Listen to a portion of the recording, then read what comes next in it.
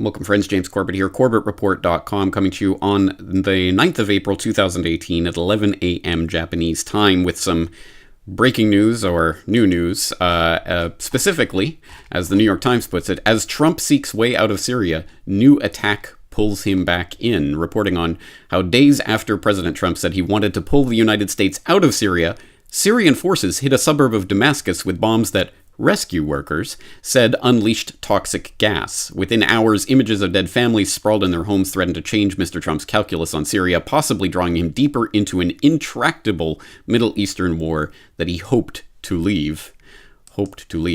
And the tweet tirade from 13 hours ago at this point. Many dead, including women and children, in mindless chemical attack in Syria. Area of atrocity is in lockdown and encircled by Syrian army, making it completely inaccessible to outside world. President Putin, Russia, and Iran are responsible for backing Animal Assad. Big price to pay. Open area immediately for medical help and verification. Another humanitarian disaster for no reason whatsoever. Sick. If President Obama had crossed his stated red line in the sand, the Syrian disaster would have ended long ago. Animal Assad would have been history. So I think we know what the new epithet that's going to be slung around on Twitter and other places and repeated endlessly by Trump repeaters in the next few days is going to be Animal Assad. So specifically what this is referring to is a report, new flare-up of violence in the last rebel-held city in eastern Ghouta has served as an opportunity for the U.S. State Department to claim chemical weapons were being used. The allegations were quickly endorsed by the White Helmets, a Syrian medical NGO active in a number of rebel territories. The White Helmets are often making allegations of war crimes in Syria. 40 were killed Friday and scores more Saturday in airstrikes against Douma. There is no conclusive evidence that this was anything other than a conventional attack, and indeed, conventional airstrikes often kill that many people. In fact, the BBC originally claimed 150 killed, later reducing the figure to 70, saying a tweet later deleted by the White Helmets put the number of dead at 150. So, there's very little to go on at this point with regards to hard evidence to these claims, but it is interesting to note the context of this, as even the New York Times notes, just days after Trump, literally days after Trump was seeking a way out of Syria, we have this to draw him back in. Just a reminder for people who forget from all of, 5-6 days ago, Trump seeks Syria pullout as advisors warn of hard work ahead.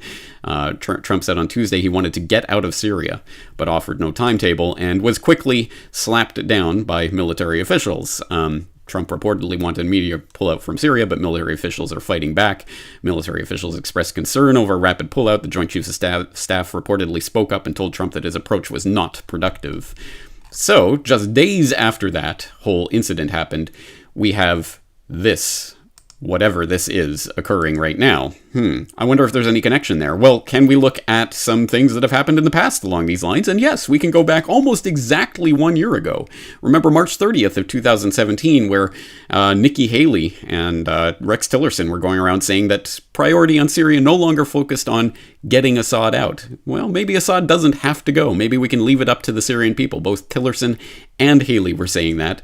And then just days later, no role for Assad in governing Syria. Literally just 6 days after that was said. Why? Because, of course, in the meantime, we had the Khan Shaykhun chemical weapons attack, where, again, Assad, on the brink of this major breakthrough, no, we don't have to get Assad out. He decided at that point to launch a chemical weapons attack on innocent civilians, as I'm sure any stable military commander would do.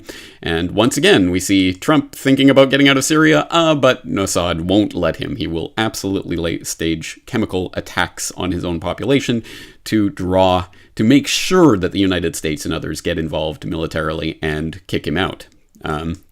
I don't see the logic here, but logic doesn't really apply in situations like this, does it? So for those who don't remember the Khan Shaykhun incident and the Syria strikes, I will, of course, put in the link to my Syria strikes aftermath video, what we know so far with the open source investigation that we did at that time about the different details of that attack and how it was being deconstructed at the time by Ray McGovern and others.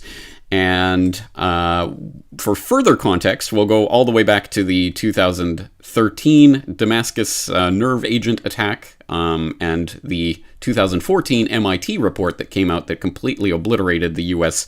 government position at that time, that it was unquestionably this was Assad. Well, actually, they say no, there were egregious errors in the intelligence, which basically meant that the entire story that was told was completely wrong. And in fact, the the munitions could not possibly have been fired at East Ghouta from the heart or from the eastern edge of the Syrian government-controlled area shown in the intelligence map, i.e. they completely and utterly made up this intelligence map that showed where the munitions were being fired from. It was clearly from Assad, when MIT proved it clearly could not have been. So these kinds of claims go back and back and back, even 2012, even before that 2013 claim. We had chemical weapons allegations and the infamous Red Line. I did a GRTV report at that time dissecting those lies, so I'll put that report in as well for further context to what is happening right now. But I think what we have to do right now is exactly what we did last year, which is collect the information that's coming out. We have a brief window of opportunity, perhaps, to actually find some verifiable, documentable evidence about what did and did not happen in this eastern Ghouta area, in the suburbs of Damascus. We will have some brief window of opportunity where some reporting might get out. So I want to collect that in an open source investigation. Please do log into the site. Please do leave any and all information related to this topic that you can find. I'll throw in, of course, all these links that I've been talking about, as well as a link to the latest Sunday Wire, where Patrick Henningsen talks to the British ambassador to Syria, the former British ambassador to Syria, Peter Ford, where they talk about some of these different memes, including, of course, the very recent, completely collapsed chemical weapons story about Skripal. It was Putin in London with the Novichok, or something like that. Oh, wait, no, it wasn't. So Skripalgate has completely collapsed in recent days. Portendown has had to, on Sky TV interview, of all places, admitted, well, we can't say it's Russian. In fact, we don't know where it came from. And the entire narrative has completely collapsed. The Skripals are about to be released from hospital. No, they're not dead. They're not even close. So that complete narrative is collapsing. That's just another part of this whole chemical weapons lies that we're being fed over and over and over and over and over. And the stakes are extremely high. There's already reports completely unconfirmed, so we'll have to obviously vet this, and I hope people will do this in the open source investigation. But reports of airstrike on Syria, reports of fighter jets and missiles over Lebanon. There are photos and things coming out. The Pentagon, for its part, is saying there is no truth to reports of a U.S. attack at this time, but we'll see what happens in the coming hours.